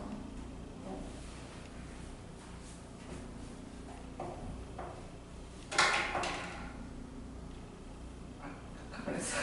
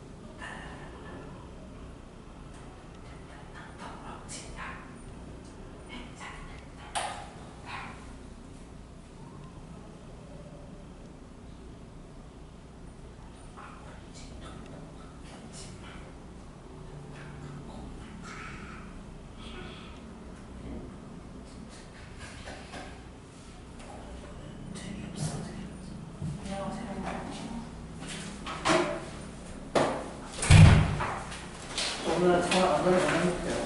잠을 안 자는 거 행복해요. 오늘은 졸리지 않아서 행복해요. 졸리지 않았다고? 오늘은 졸리지 않아. 오늘 졸리지 않아? 지금 내 게임을 듣는 것처럼. 자, 그럼 다음 시간에 시험 성적 좀 기대도 되는 거지? 엄청 뭐요? 아 다음 시간이야. 다음 시간에. 다행이다. 이제 테스트 투어 한번 해봅시다. 80 몇 페이지냐? 아, 94페이지. 94페이지 펴봅시다. 세단 나가요? 응, 숙제도 세단 나가요. 응. 아 그래서 다음 주에 안 와요. 다음 주안 와요? 다음 주에 공부하면 되죠. 다음 주에 안 오면 다다음 주에 공부하면 되죠. 다음 주도 안 와요. 다다음 주도 안 와요? 네, 왜? 이틀 뒤에 와요. 어? 네, 가요. 왜 가요? 진짜? 큰일이네. 영상 보관이 좀 빡세는데? 자, 한번 보십시다. 94페이지. 먼저, 녹는 점과 어는 점, 세기 성질이라고 나와 있는 부분부터 먼저 봅시다. 녹는 점은 뭐냐면, 녹는 점은 고체에서 액체로 가는 거지. 상태 변화 이름 뭐라 그런다? 두 글자. 쟤는 융해. 융해입니다. 융해입니다. 녹는 점은 융해예요. 자, 이때 녹는 점에서 온도 일정하다고 그랬지. 왜? 내가 열을 온도 변화 높이는 데 사용하는 게 아니라 상태 변화, 융해할 때 다 쓰기 때문에 융해열, 흡수라고 해서 방출이라고 했어. 융해열은 흡수, 융해열, 흡수한다고 그랬죠. 그 다음에 어는 점은요, 반대로 어는 점은 상태 변화 이름으로 뭐라고 그런다? 응고. 그리고 녹는 점하고 어는 점은 온도가 둘이가 항상 같다. 같은 물질은 같다라는 거 알아두시면 되겠습니다. 라는 거.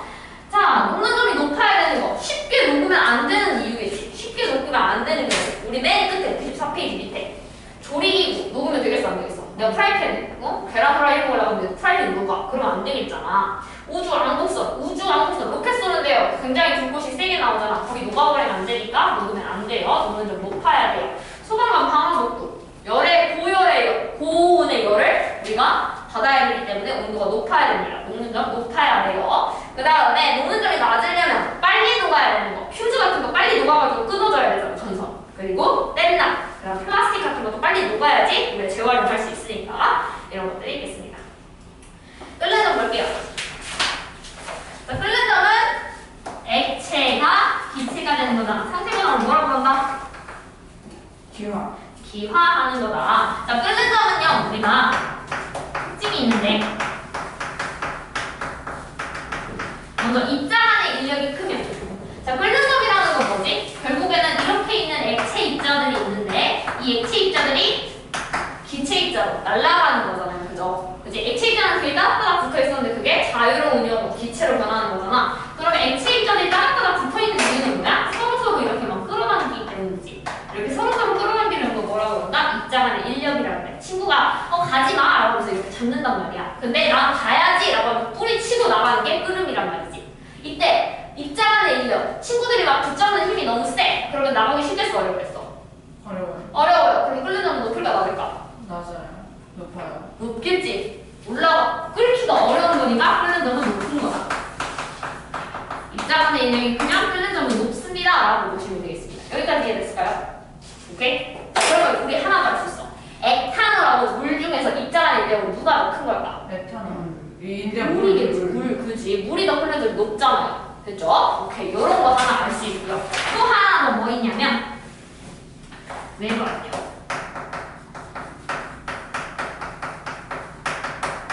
자, 외부 압력이 높아지면 끓는 점은 높아진다, 낮아진다? 외부 압력이란 게 뭔지부터 생각해야 돼. 자, 외부 압력이란 게 뭐냐면 자, 액체가 있으면 여기 이제 기체들이 살 거 아니야. 그지? 이 기체들 입장에서 끓으면은 새로운 얘가 막 들어오는 거야. 새로운 얘가 막 들어오는 거 좋아해, 싫어해? 싫어해. 싫어해서 너 나오지 마! 라고 하면서 이쪽으로 누른단 말이야. 나오지 말라고! 라고 하면서. 이게 외부 압력입니다. 이 나오지 마! 라는 힘이 되게 세. 그럼 나가기 쉬워, 어려워. 그럼 끓는 점이 높을까 낮을까? 높겠죠. 그래서 외부 압력이 커지면 끓는 점도 높아집니다. 라는 사실까지 알아봅시다. 되셨나요? 오케이. 여기까지. 자, 그리고 우리 보시니까요. 이제 그래프에 하나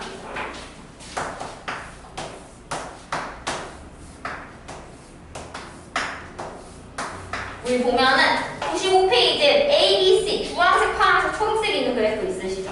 표에. 거기 보면은 끓는 점은 다 똑같아. 끓는 점이 다 똑같다는 얘기는 물질의 종류가 똑같다는 얘기겠지. 물이라는 얘기야. 그런데 양은 누가 제일 작을까? A, B, C 중에서. A겠지. 끓는데 시간이 얼마 안 걸렸잖아. 금방 끓었잖아. 그러니까 A가 양이 제일 적다라고 보시면 되겠습니다. 반대로 물질 종류가 다르면 아예 끓는 점이 달라지지. A랑 B 볼까? 옆에 있는 그래프. 끓는 점은 누가 더 높다? A랑 B 중에? A. 그러면 입자간의 인력은 누가 더 크다? 당연히 A가 더 크다라고 보시면 되겠습니다. 자, 우리 외부 압력에 관련된 것도 한번 해볼게. 자, 외부 압력에 관련된 거 우리 뭐 있냐면 높은 산에 올라갔어. 밥을 지었어. 그럼 밥이 되게 맛이 없어. 돌덩이 같아. 왜 그럴까? 설 익는다라고 하거든요. 뭐가 날라가는가? 목이야? 목이 왜 있는 거지? 존재 이유를 모르겠어. 목이 아무리 생각해도 존재 이유를 모르겠어. 높은 산에 올라가면요. 높은 산에 올라가면 압력이 커지는지 작아지는지 모르겠어. 얘기하잖아. 높아졌어. 압력이 커질까 작아질까? 작아지지. 왜? 압력이라는 건 여기에 있는 우리가 사람 있으면 여기에 있는 공기 기둥이라고 했잖아. 공기 기둥이 쬐끔해지는 거니까.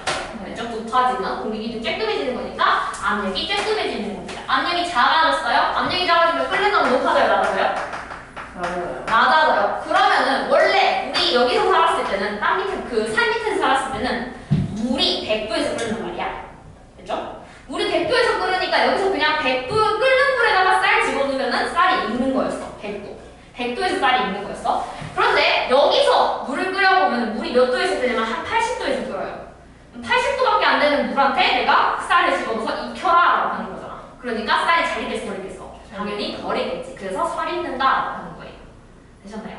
그러면 이런 곳에서 압력을 높은 산에서는 밥을 지을 때 어떻게 하나요? 자, 냄비가 있고 물이 있으면 여기다가 그 돌덩이 같은 걸 뚜껑 덮어놓고 돌덩이 같은 걸 던져놔. 밑에다 넣어놔. 무겁게.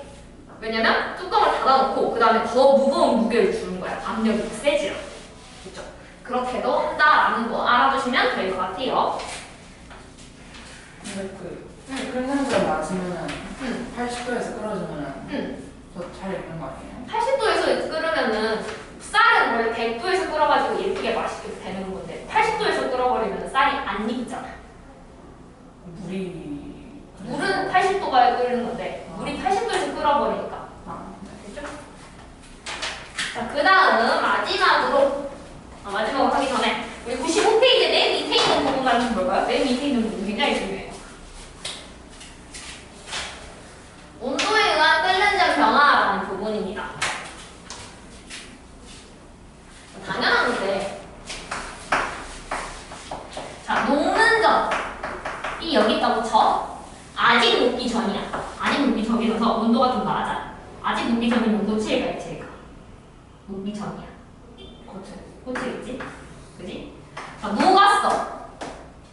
액체겠지? 녹았으면. 그 다음에 아직 끓기 전인 게 액체겠죠? 그러면 끓는 전 이후, 끓는 전보다 온도가 높아졌어. 그럼 뭐지? 기체가 되는 거죠. 이거를 이제 문제에서 봤을 때 숫자를 대입할 수가 있으면 돼요.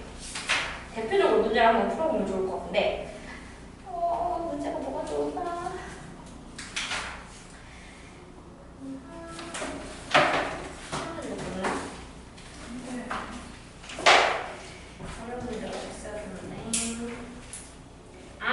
우리 워크북에 58페이지 한번 볼까요? 워크북 58페이지 2번 워크북 58페이지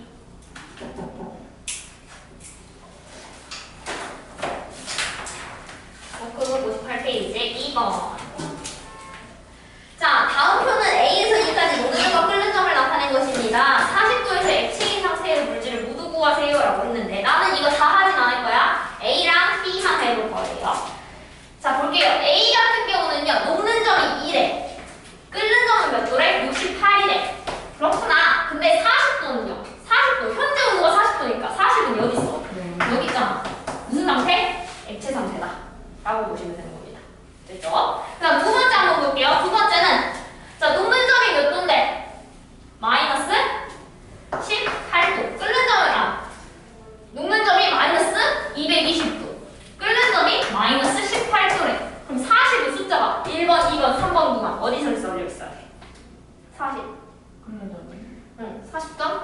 40은 숫자 여기 써줘야겠지? 그러면은 당연히 40도에선 이미 끓어가지고 기체 상태군 이라는 게 되는 겁니다.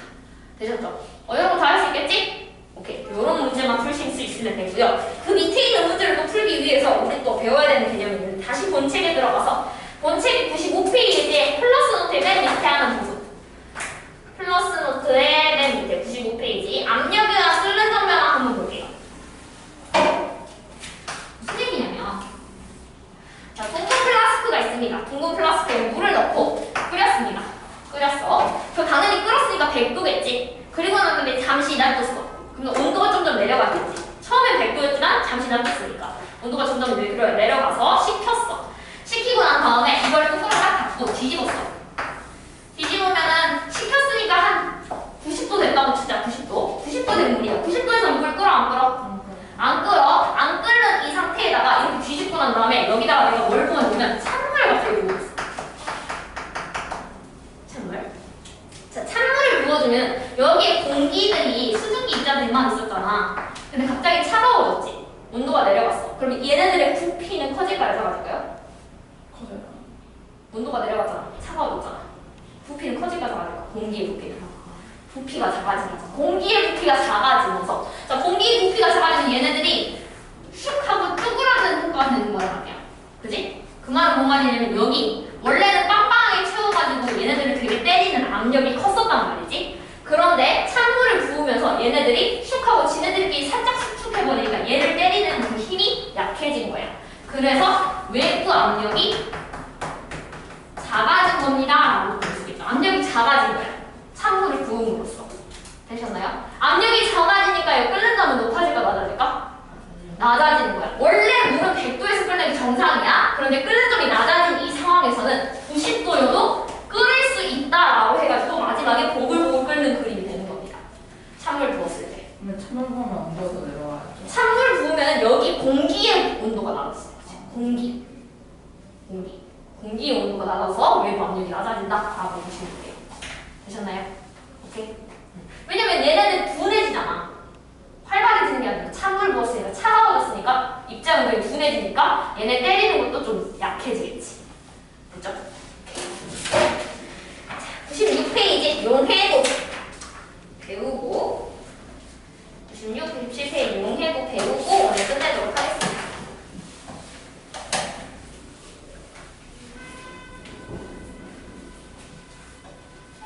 자, 먼저 용어부터 배워야 돼요. 96페이지는 용어 내용입니다. 용어. 용해라는 건 뭐냐면 설탕물을 만드는 과정을 용해라고 해요. 설탕물을 만드는 과정. 자, 설탕물을 어떻게 만드는데요? 물에다가 설탕을 타서 설탕물을 만드는 거죠. 물에도 설탕을 타서 설탕물을 만드는 거죠. 얘네들을 이제 용어로 한번 배울게. 물처럼 다른 물질을 녹이는 물질을 뭐라고 부르냐면 용매라고 해요. 녹이는 거. 그리고 다른 물질에 녹는 물질을 용질이라고 해요. 용질. 그래서 둘이 용매랑 용질, 설탕하고 물하고 섞은 이 혼합 물을 뭐라고 하냐면 용액이라고 해요. 섞은 거. 다 섞은 결과물을 용액이라고 해요. 그리고 한 가지 이 섞는 과정을 뭐라고 한다? 용해라고 한다. 아는 것까지. 용어 알아두죠. 용해. 까지 알아두시면 되고요. 자, 당연한 건데요. 96페이지 보면요. 용매 70ml에다가 용질 30ml 둘이 섞었어. 그러면 원래 100ml 될 것 같잖아. 그지? 근데 실제로 100ml보다 살짝 낮아졌어. 왜 그래? 입자가 큰 것도 있고 작은 것도 있잖아. 큰 거랑 큰 거 사이에 빈 공간에 쬐끄만 이가 들어갈 수 있단 말이야. 그래서 부피는 쬐끔해진다. 섞을 때. 그런데 질량은 변하다 안 변한다? 안 변한다. 질량은 70g, 30g 섞으면 100g 나온다. 질량은 똑같다라는 거. 질량은 변하지 않습니다. 라는 것만 알아두시면 됩니다. 되셨죠? 이 정도만 알아두면 될 것 같고. 퍼센트 농도 어떻게 구하는지 알죠? 여러분. 소금물의 농도 수학 때 많이 하지 않나? 퍼센트 농도 구하자. 그럼 문제를 내줄게. 이거 할 수 있는지 한번 볼게. 물 180g에 소금 20g 집어넣는.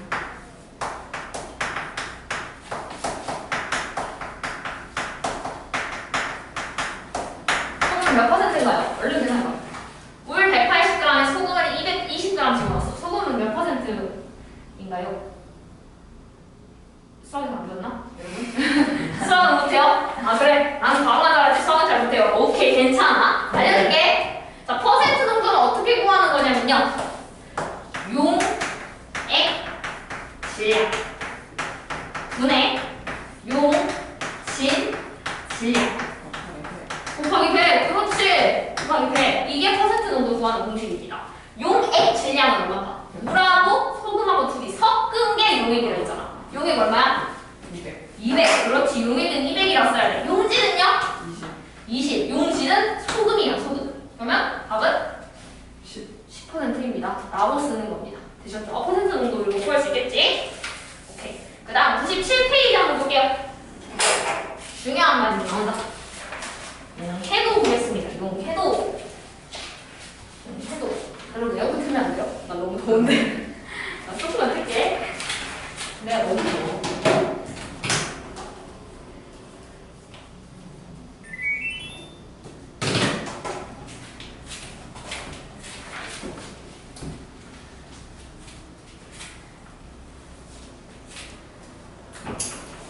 해도.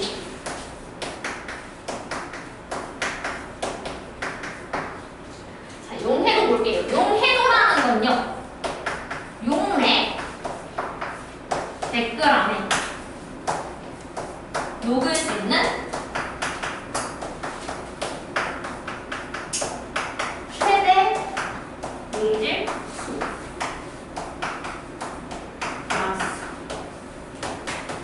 자, 용매라는 거는 다른 말로 우리 대표적으로 뭐가 있지? 용매? 물 같은 거.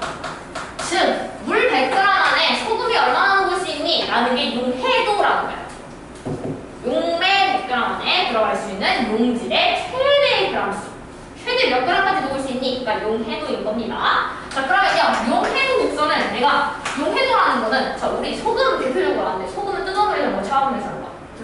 뜨거운 물에 넣어. 온도가 높아지면 높아질수록 잘 녹아. 그래서 온도에 따라서 용해도가 증가하는 그래프를 그릴 수 있어요. 그래프 그려볼 거야. 됐죠? 이 그래프를 보고 이제 이 그래프 이 점에 있으면 최대한 녹은 거잖아. 그지? 물 100g 안에 최대로 30도에서 여기 용해도가 20이었습니다. 라고 했어. 30도라는 온도에서 물 100g 안에 소금은 얼마나까지 녹을 수 있다? 20g까지 넣을 수 있다. 물 200g 안에 소금 몇 g 넣을 수 있는 거야? 그러면? 물 200g이면 소금은 몇 g까지 넣을 수 있어? 40까지 녹을 수 있는 거야. 당연한 거야. 그지? 오케이. 그렇게 계산하면 되는 거야. 이때 최대로 녹은 이 지점이잖아. 이 선 위에 있으면 용해도 곡선 위에 있으면 최대로 녹은 거네. 이런 걸 뭐라고 부른다? 꽉 차 있다. 라고 해서 포화용액입니다. 포화용액. 꽉 차 있다. 포화용액. 이런 용액을 꽉 채워서 녹였다. 그러면 아직 덜 녹았다, 더 녹일 수 있다라는 것들이 이 밑에 있는 점들. 이 용액 곡선의 아래에 있는 점들을 뭐라고 그러냐? 아직 덜 찼다. 불포화용액이라고. 아직 덜 녹였다, 더 녹일 수 있다라는 게 불포화용액이다. 라는 거 알아두시면 되겠습니다. 되셨죠? 그러면 이 위에 있는 건 뭔가요? 30도에서 20g까지 녹는 게 최대인데 그거보다 많이 녹으면 당연히 가라앉겠지? 그지? 근데 가라앉는 건데 이상하게 좀 더 많이 녹아 있을 수 있게 되는 상태가 유지되기도 한단 말이야. 단가가 그런 걸 뭐라고 한다? 과하게 포화된다. 과포화 상태라고 합니다. 얘는 굉장히 불안정해가지고 내가 손으로 톡 건드리자 그러면 우르르 하면서 갑자기 이만큼 남은 곳에 이 원래는 그래서 80g이 지금 녹아있다고 치면 과포화 상태. 원래 20g 녹았어야 됐잖아. 그래서 나머지 60g이 소금이 이렇게 섭취됩니다. 아래가 앉아요. 그렇죠? 그리고 과포화 상태가 라고 보시면 되겠습니다. 그렇구나 라고 보시면 되고요. 97페이지에 고체물질의 용해도 곡선이라고 해가지고 우리 질산, 칼륨, 질산, 나트륨, 초록색, 파란색, 주황색 뭐 이런 거 있죠. 곡선을 보니까 용해도는요 물질마다 다 다르다라고 볼 수 있겠지. 곡선이 다 다르잖아. 그지? 물질마다 다 다른 거고요. 이때 봐봐. 온도가 1도 내려갈 때마다 이렇게 석출되는 거야. 온도가 1도 내려갈 때마다 이 남는 양 1도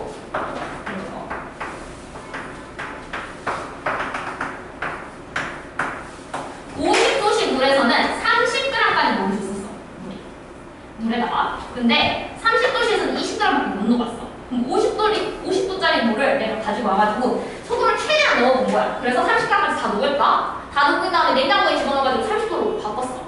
그러면은 20g밖에 못 녹인다며. 그럼 나머지 10g은 어떻게 되는 거야? 남아서 가라앉는다. 석출이라고 해요. 그렇죠? 고체 물질이 더 이상 못 녹고 남아서 아래에 가라앉는 것을 석출이라고 한다라는 거. 석출이 10g 되는 거죠. 그렇죠? 온도가 내려가면 내려갈수록 석출이 되는 거네. 그지? 자, 이때요. 온도가 1도 내려갔을 때 석출이 많이 되려면 기울기가 가팔라야 될까? 완만해야 될까? 온도가 1도 내려갔을 때 석출이 많이 되고 싶어. 그렇지, 가팔라야지. 그럼 이 그래프에서 석출이 제일 잘 되는 거, 석출 많이 되는 거는 누굴까요? 그렇지, 질산칼륨입니다. 라고 보시면 되겠죠. 기울기 가파른 거를 우리가 보면 되는 거예요. 됐죠? 자, 그리고 고체 같은 경우는 온도가 특히 중요한 거예요. 뜨거운 물을 잘 녹습니다. 라고 우리 외우잖아요. 그죠? 고체는 웬만하면 뜨거운 물이 잘 녹아. 근데 물론 아닌 고체들도 굉장히 있어요. 다른 고체들도 있긴 하지만. 그렇구나 라고만 보시면 되고요. 압력에 관계가 있다 없다? 고체는 관계가 없어. 압력에 관계가 없거든? 근데 기체는 관계가 있어. 선생님, 기체가 물에 녹기도 하나요? 녹아. 우리 먹고 있어요. 뭐 대표적인 거? 탄산음료. 탄산음료 보면은 설탕물, 물에다가 이산화탄소가 녹은 거예요. 탄산.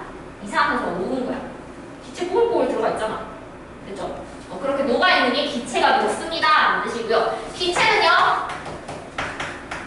온도는 낮을수록 잘 녹고요. 그 다음에 압력은 높을수록 잘 녹아요. 그래서 탄산음료 공장, 코카콜라 공장을 가면 우리 사람 안 타다. 거기는 사람이 들어갈 수 없는 곳이에요. 엄청 낮은 온도에 있어요. 엄청나게 센 압력으로 기체를 주입하고 있어요. 그래서 코카콜라 공장을 생각하면 돼. 유튜브에 쳐보면 나와요. 그렇죠? 압력이 엄청 높고 온도는 엄청 낮다. 아는 거, 기체는. 그렇죠? 기체는 온도가 낮을수록 압력이 높을수록 잘 녹는다. 아는 거. 이거 꼭 알아두자. 오케이? 그리고요.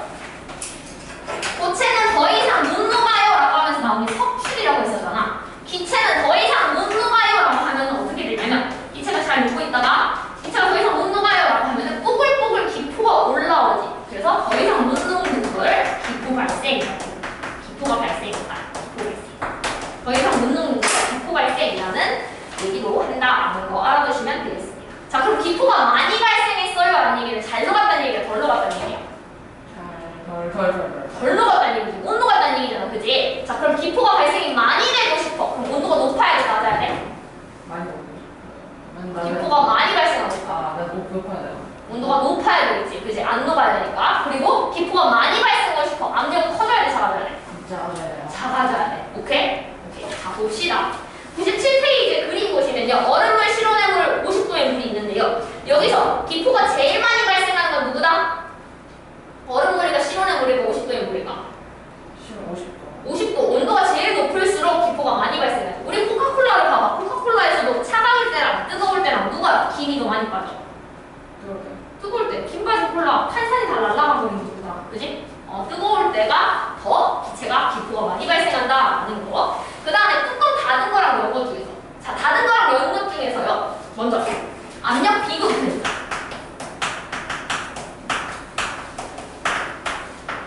자, 뚜껑을 닫은 거랑 열 것 중에서 압력은 누가 더 큰 걸까?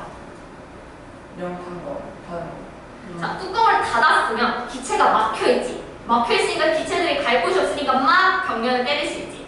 뚜껑이 열렸으면 기체가 열렸잖아. 그래서 마구잡이로 막 돌아다닐 수 있으니까 굳이 이 액체를 때리고 갈 이유가 있어 없어? 없어. 그러니까 잘 안 때려.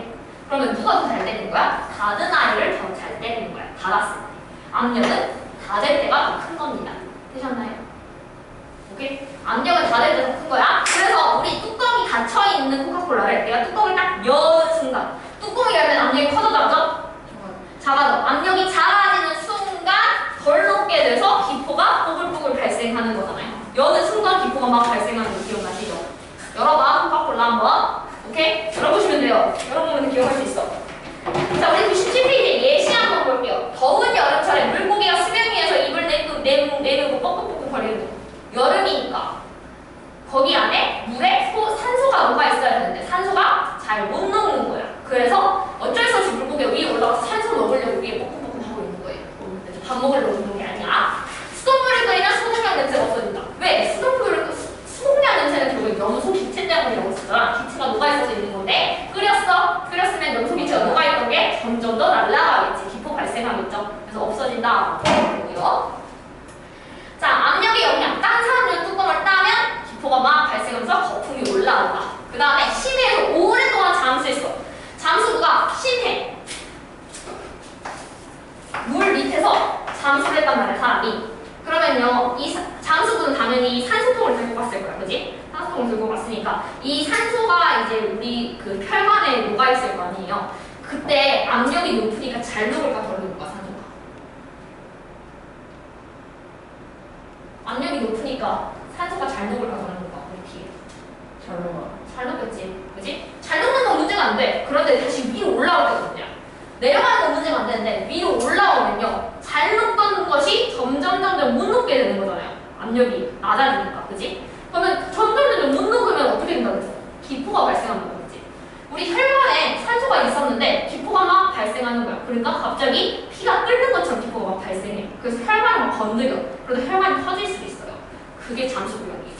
그래서 우리 잠수한 사람이 올라올 때는 천천히 올라와야 돼. 갑자기 올라오면 안 돼. 천천히 올라와야 된다. 라는 것만 알아주시면 되겠습니다. 되셨죠? 우리 용해도 다 했습니다.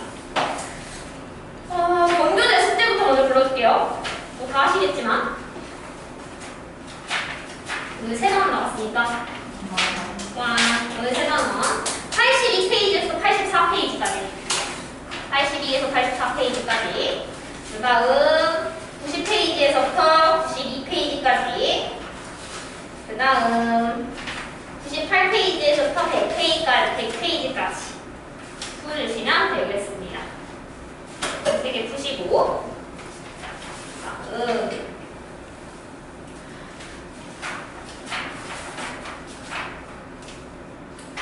보시면 48페이지 워크북의 48페이지에서부터요.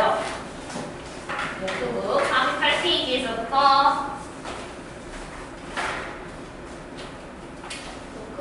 48페이지부터 59페이지까지 이제 48페이지부터 59페이지까지 풀어오시면 되고요. 우리 57페이지 한번 해볼까요? 나랑 같이 풀어보자. 여기 집중학습 풀어봅시다. 자, 이런 문제가 굉장히 잘 나오고요. 이런 문제 잘 할 수 있어야 돼요. 우리 연습 한번 해보자. 연습해보자.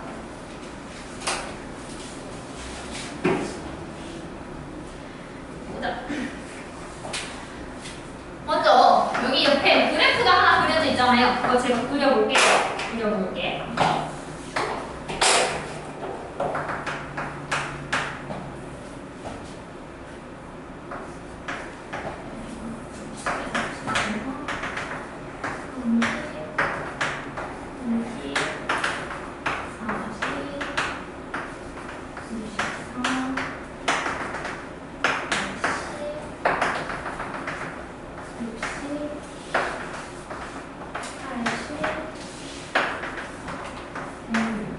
이렇게 되어 있는 거죠. 자, 볼게. 먼저 연습 문제. 이거 어떻게 하냐면 쓰는 방법이 있어. 자, 온도, 용매, 용질, 필요에 따라서 용액을 쓰기 돼요. 이 순서대로 한번 쓴다는 거 생각을 해보자. 문제 한번 써볼게요. 1번 문제. 40도씨 물에서 물이 몇 그램? 100g. 용매 100g 있었어. 물 100g 안에 질산칼륨이라는 용질이 55g 녹아있는 상황이다. 그렇구나.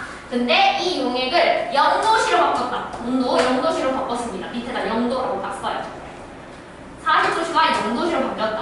자, 그랬을 때 석출되는 용질의 양은 얼마인가? 자, 0도씨, 40도씨에서 0도씨로 바뀌었다고 해서 물의 양이 변할까 변할까? 물은 100g으로 그대로 유지. 물은 그대로 100g 유지. 그런데 자, 40도씨에서는 55g이 녹아 있었는데 0도씨에서는 물 100g 안에 몇 g까지 녹을 수 있어? 0도씨에서는 여기 0. 온도 0도씨에서는 몇 g까지? 10g까지. 10g까지 녹을 수 있는 거예요. 용질이 10g까지 녹을 수 있습니다.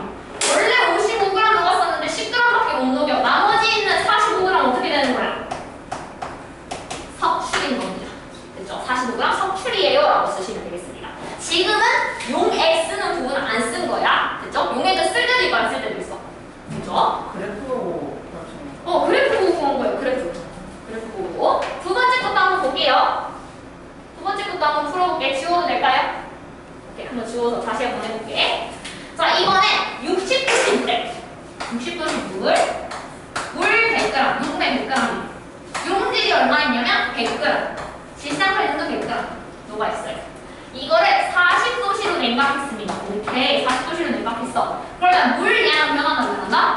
안 변한다. 그러면요, 40도씨 물 100g에서 몇 g까지 녹을 수 있나? 40도씨 물 100g에서 몇 g까지 녹을 수 있지? 쉬워봐. 몇 g? 64g까지 녹을 수 있어요. 오케이. 64g 녹을 수 있으면 몇 g 속출되는 걸까? 몇 g 못 녹고? 36g. 그렇지. 지금 36g입니다. 라고 쓰시면 되겠습니다. 되셨죠? 어떤 느낌인지 알겠지? 이제 어떤 느낌인지 한 번 더 해볼게요. 자, 이번에 세 번째 문제.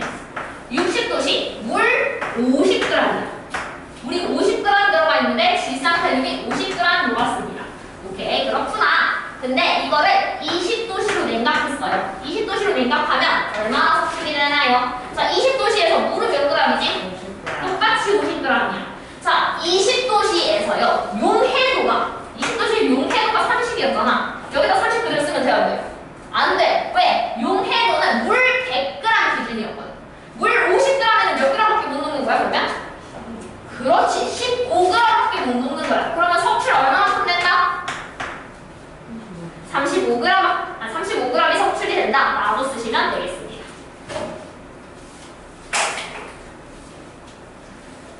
지워볼게요. 네 번째 한번 해봅시다. 이것만 풀고 그만할까요?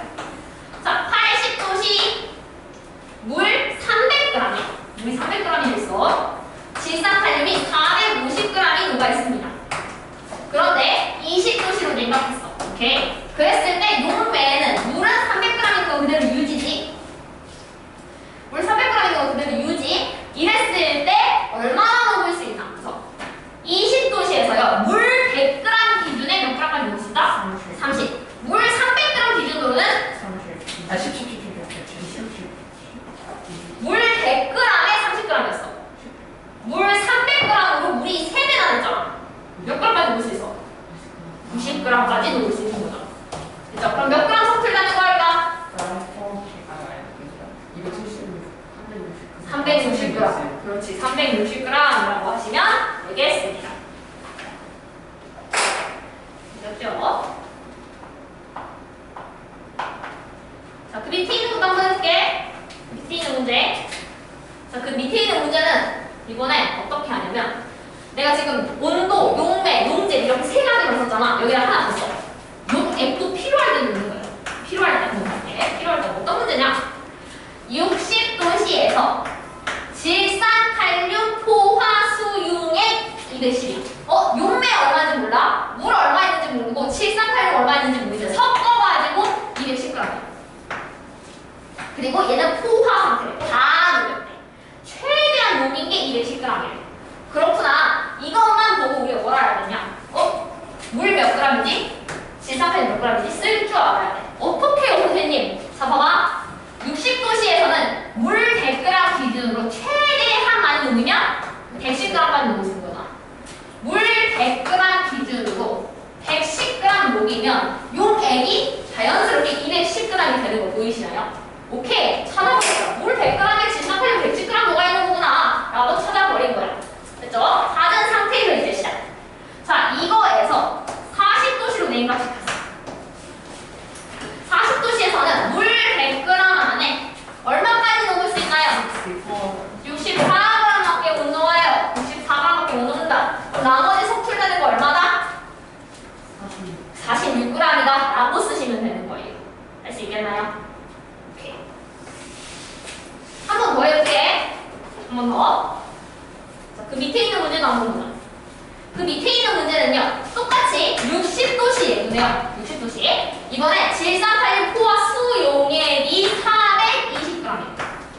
420g이구나. 자, 스탑. 여기까지 스탑. 물 몇 g인지 질산칼륨 몇 g인지 써야 되는데요. 자, 60도씨에서 물 100g 기준에 110g 녹았어. 물 100g 기준에 110g 녹아서 210g 만드는 게, 안 그래서 이게 원래 정상이었단 말이야. 근데 420이라는 숫자가 나왔어. 그럼 여기다가 다 곱하기 몇씩 해줘야겠어? 20. 그래서 물 200g에 용질이 220g 녹아있는 거랑 똑같구나 라고 찾는 거야. 됐죠? 그리고 이걸 찾은 순간 이제 이건 필요 없는 게 돼버렸지. 지워버리면 돼. 되셨나요? 오케이. 찾았어. 찾고 난 다음에 0도시로 냉각했어요. 0도시로. 자, 0도시로 냉각하면요. 물 200g 안에 몇 g까지 넣을 수 있나? 0도시에서는요. 물 100g 기준에 10g 넣을 수 있어.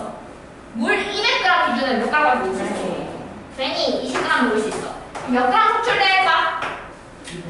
200. 그렇지. 이렇게 찾으면 되는 겁니다. 되셨죠? 마지막 문제 풀고 한번 가볼게요. 마지막 문제. 80도시예요. 질산칼륨 포화 수용액 390g입니다. 수용액이 390g이에요. 스탑. 이거 찾아야지. 몇 g 넣었나? 짜야지. 자, 80도시에서요. 내가 물 100g 기준에는 몇 g까지 넣을 수 있었는데 160까지 넣을 수 있었어. 그래서 용액이 260g 만들어지는 게 기본이었단 말이지. 근데 390이라는 숫자가 되고 싶어. 그럼 곱하기 몇 하면 돼? 2분의 3. 그러면 용매는 몇 g? 190. 용질은? 240. 이렇게 계산하시면 돼요. 여기까지 계산할 수 있을까? 이렇게 계산하고 이 밑에 있는 숫자는 지워버려. 필요 없어 이제. 받고 있으니까. 자, 그 다음에 이 상황에서 20도씨로 냉각했어요. 20도씨로 냉각하면 물은 150이고 그대로 유지지?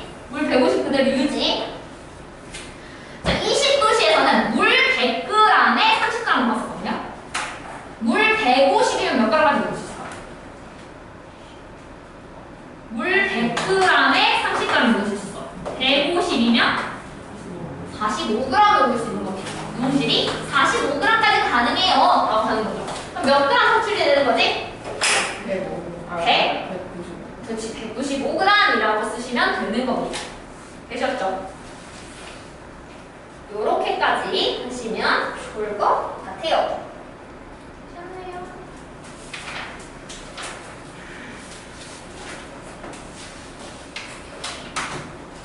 자, 이것까지 해보시면 되겠고요.